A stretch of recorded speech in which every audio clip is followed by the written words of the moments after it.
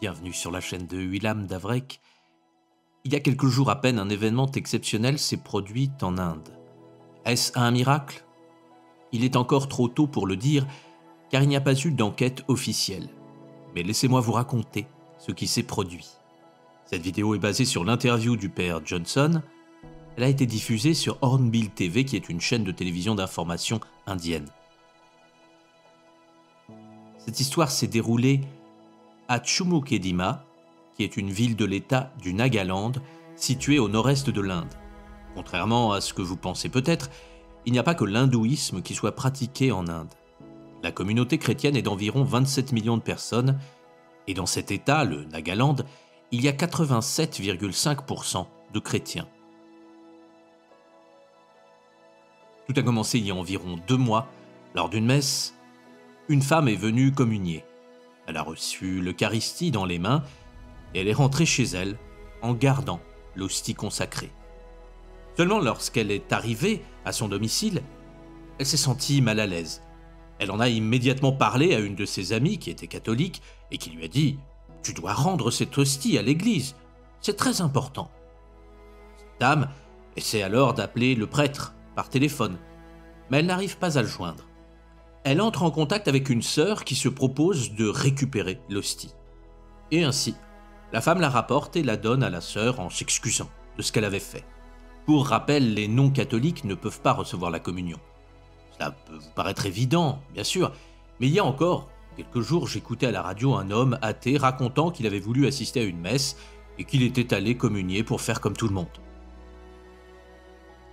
La sœur va ensuite donner l'hostie au père Johnson, le prêtre de cette paroisse. Celui-ci va appliquer la procédure adéquate en ce cas de figure. Si l'hostie n'est pas sale, il est possible que le prêtre la consomme. Mais si elle est trop sale, ou si on a des doutes, on la laisse se dissoudre dans un récipient, et en se dissolvant, l'hostie perd sa consécration. Le père Johnson a choisi de la dissoudre. Il remplit alors une pyxide d'eau et y dépose l'hostie. Le prêtre ressent quelque chose de très étrange. Il ne sait pas vraiment l'expliquer, mais il a l'impression qu'il se produit un événement spécial. Il dépose la pyxide dans le tabernacle. En général, il ne faut qu'1 à 2 journées pour que l'hostie se dissolve. Le père Johnson revient donc, après ce laps de temps, et il est très étonné, car l'hostie ne s'est pas dissoute, elle est toujours intacte et baigne dans l'eau. Le prêtre se dit alors qu'il faut sûrement encore attendre 1 journée ou 2. Les jours passent, il regarde à nouveau, mais aucun changement, l'hostie n'est toujours pas dissoute. Le prêtre est tout de même très étonné. Quand une hostie est mise dans un liquide, elle se dissout très rapidement. Vous-même, si vous avez déjà communié, vous savez que l'hostie met moins d'1 minute pour disparaître dans votre bouche. Puis, le prêtre va l'oublier jusqu'au dimanche des Rameaux, le 24 mars 2024. Il repense soudain à cette hostie et en la découvrant, il est très étonné. Au lieu d'une eau claire dans laquelle l'hostie aurait disparu, il découvre une eau un peu sombre dans laquelle une sorte de croûte s'est formée à la surface. Il essaie de briser la croûte, mais celle-ci ne casse pas. Alors il appuie un peu plus fort, et une petite fissure commence à se former, ce qui le laisse sans voix. Il voit une substance semblable à du sang sortir de la craquelure. Ce sang semble frais, comme s'il émanait d'une blessure.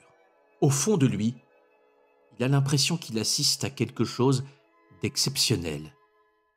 Le père Johnson est donc en état de choc. Les images que vous pouvez voir actuellement sont les images réelles qui ont été filmées. Le prêtre voit aussi qu'au fond de la pyxide, il reste encore un morceau de l'hostie intact. Le père Johnson appelle alors immédiatement la sœur qui avait récupéré l'hostie. « Ma sœur, vous vous souvenez de la femme qui vous avait déposé une hostie il y a de ça quelque temps ?»« Ah oui, bien sûr. Elle était rentrée chez elle avec l'hostie dans la main. Il y avait eu des remords et me l'avait rendue le lendemain. » La sœur remarque le visage troublé du père Johnson. « Enfin, que se passe-t-il, mon père ?» « Eh Eh bien, regardez, regardez, cette hostie saigne. Mon père, c'est un miracle. C'est bien la preuve que c'est le corps de Jésus. Même si le père Johnson est convaincu du miracle, il sait qu'il doit désormais suivre la procédure afin qu'une enquête soit menée. Il a donc écrit officiellement à son évêque qui va venir assister lui aussi. Alors peut-être aimeriez-vous savoir comment l'Église catholique enquête-t-elle sur les miracles eucharistiques ? Eh bien, l'Église catholique enquête à travers un processus rigoureux et standardisé impliquant des médecins légistes, des experts théologiques et scientifiques. Pour qu'un phénomène soit reconnu comme un miracle eucharistique, l'Église exige nécessairement des preuves. Le caractère miraculeux de l'événement doit être tel que les forces naturelles seules n'auraient pas pu le produire, et que la seule explication soit l'intervention divine. Avant de commencer des études scientifiques du miracle, il faut être sûr des points suivants. Premièrement, il faut avoir une certitude absolue que l'hostie consacrée a toujours été gardée ou sous surveillance. Deuxièmement, l'évêque doit constater que quelque chose de très inhabituel s'est produit. Troisièmement, l'évêque doit convoquer un panel scientifique avec un scientifique principal, des experts crédibles et des tests. Et quatrièmement, les tests scientifiques doivent tous être d'accord quant à leurs conclusions. Si on applique ces points à ce miracle, nous constatons que le père Johnson a suivi la procédure habituelle pour l'instant, c'est-à-dire que l'hostie a été mise dans un conteneur avec de l'eau bénite et sécurisée dans le tabernacle. Le père Johnson a ensuite contacté l'évêque local, monseigneur James Topil de Kohima, qui a pris la garde de l'hostie le 27 mars.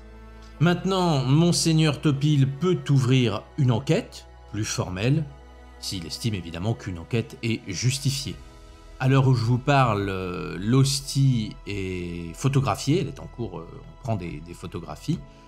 Cette affaire exigera de l'évêque qu'il mette en place une équipe d'enquêteurs, possédant diverses compétences, comme par exemple un médecin légiste, des théologiens et des avocats ecclésiastiques donc spécialisés dans le droit canonique.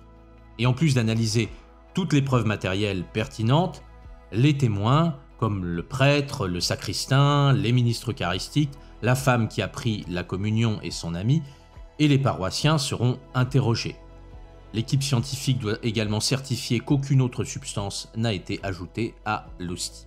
Une fois que toutes les preuves ont été collectées et examinées, le chef de l'équipe scientifique écrit un rapport. Si la conclusion finale est que ce qui s'est passé est scientifiquement inexplicable et que tout le monde dans l'équipe est d'accord sur ce point, alors l'évêque local convoque une commission théologique pour s'assurer que rien ne contredise la doctrine de l'Église, avant de parvenir à un jugement final sur l'authenticité du prétendu miracle. Donc c'est l'évêque, il faut le savoir, qui prend l'ultime décision. Parfois, le Vatican est consulté, mais la décision finale est prise par l'évêque. Nous verrons donc si tous ces éléments ont été respectés pour ce miracle eucharistique de l'église Notre-Dame du Mont-Carmel. Malheureusement, il peut y avoir des canulars, et c'est pour ça qu'une enquête sérieuse et incontestable doit être menée. Je ne manquerai pas de vous tenir au courant de la suite de ces événements dès que j'en saurai un peu plus. Et pour ne pas manquer d'éventuelles vidéos, n'hésitez pas à vous abonner. J'ai déjà fait plusieurs vidéos sur des miracles eucharistiques. Celui-ci, même s'il peut vous sembler incroyable, n'est pas le premier. Un des plus connus est celui de Buenos Aires, car il y a eu des analyses scientifiques assez poussées et les résultats laissent sans voix. Je vous invite à la regarder, je laisse en description les liens pour ceux que cela intéresse. Il y a eu aussi le miracle de Tumaco, où là il ne s'agit pas d'une hostie qui saigne, mais qui est à l'origine d'un prodige totalement fou. Je ne vous divulgue pas la fin de ce miracle, car il est là aussi tout à fait incroyable. Ce qu'a fait Jésus lors de son passage sur terre est encore tellement mal compris, tellement mal connu. Je lisais encore dernièrement un commentaire d'une personne qui me disait « À quoi ça sert qu'un sauveur soit venu, car le monde va tellement mal ?» Cela ne vient que prouver ce que je viens de vous dire. Qui a réellement compris le message du Christ? qui prend la peine d'étudier son enseignement? Pas grand monde. Même parmi les chrétiens, on trouve plus de personnes promptes à condamner et critiquer qu'à aimer et pardonner. L'enseignement de Jésus est vivant et révolutionnaire. Il est capable de nous éclairer dans tous les domaines de notre vie. Il a malheureusement été déformé, sali, utilisé pour se donner bonne conscience et accomplir les pires crimes. Dans l'Évangile selon saint Jean, Jésus déclare « Je suis le chemin, la vérité et la vie. Nul ne vient au Père que par moi. » Bien des richesses se trouvent dans cette phrase, pour la personne qui se donne la peine de chercher. Jésus ne déclare pas cela pour qu'on lui fasse des courbettes. Cette phrase est là pour que nous comprenions que le Christ doit avant tout naître en nous. Oui, voilà le plus bel objectif d'une vie. Vivre une vie intense, vertueuse, pleine d'amour, afin de faire jaillir cette lumière divine de tout notre être. Je vous souhaite le meilleur.